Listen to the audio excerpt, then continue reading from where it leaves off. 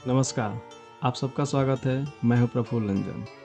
अगर आप नए हैं तो इस चैनल को सब्सक्राइब करें, देखें, लाइक करें और शेयर करें।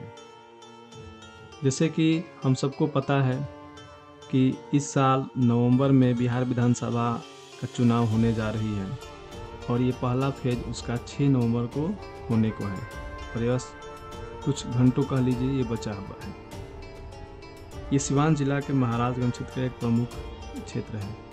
यहाँ का अभी वर्तमान जो विधायक रहे हैं वो विजय शंकर दुबे, जो पिछले 2020 के चुनाव में वो जीत हासिल किए थे हेम नारायण शाह को हराकर, जो उसके पहले तक वो वहाँ के विधायक थे। तो अभी क्या है कि हेम नारायण शाह फिर से मैदान में उतर चुके हैं चुनाव के लिए, पर जो विजय शंकर दुबे हैं वो पतली गली से निकल लिए हैं।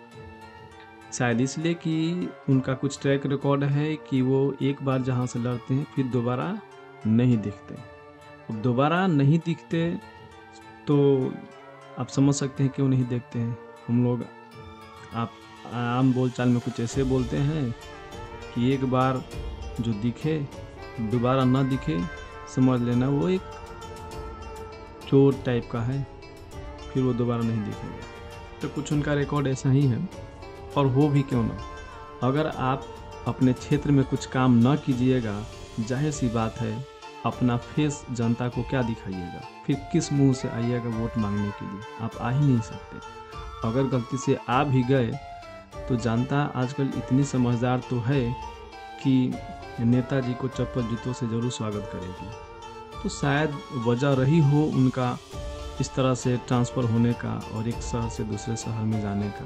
खैर कोई बात नहीं।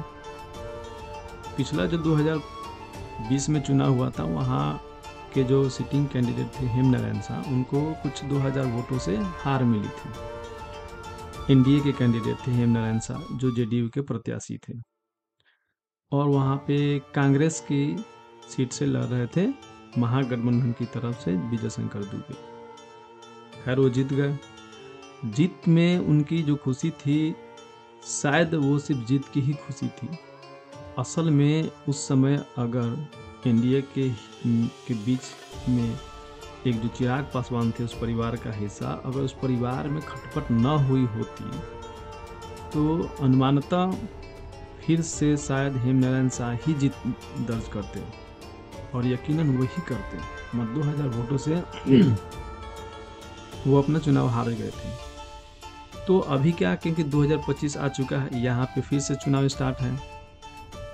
तो इस बार हेम नारायण शाह फिर से जदयू के तरफ से वो एनडीए के कैंडिडेट हैं, और महागठबंधन की तरफ से इस बार राजद को सीट गई है इस चुनाव में, और उनके प्रत्याशी हैं कोई जायसवाल जी हैं, और एक जन सुराज भी यहाँ पे फाइट करने के लिए रेडी है, कोई सुनील राय है। 3 कैंडिडेट है यहाँ पे महत्वपूर्ण, जो एक दूसरे को टक्कर देंगे।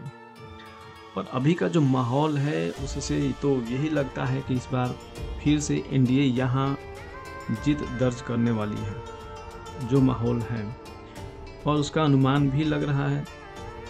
पर इस वजह से कोई प्रचार प्रसार करना छोड़ दे, ये गलत बात है।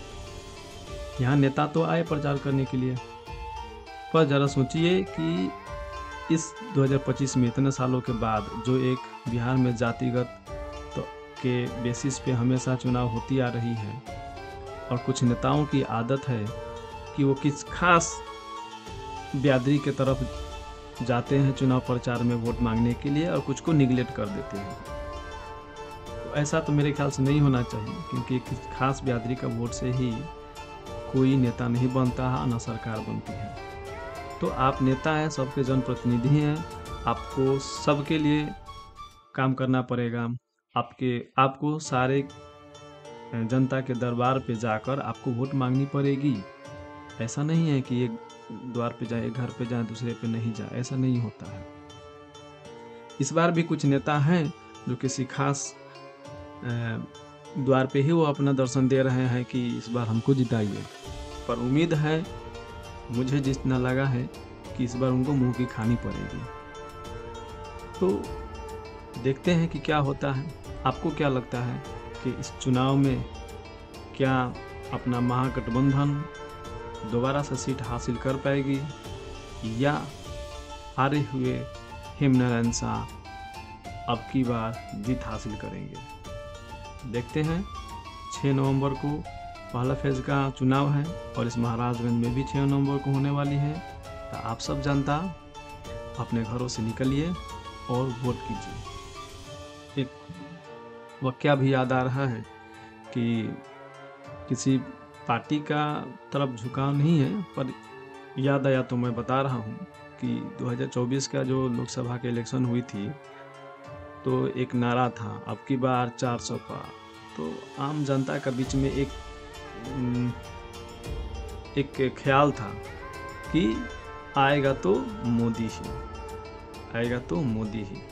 और इस ख्याल के चक्कर में बहुत सारे कैंडिडेट भी ये मानने लगे थे कि भाई कुछ भी हो आएंगे तो मोदी जी ही।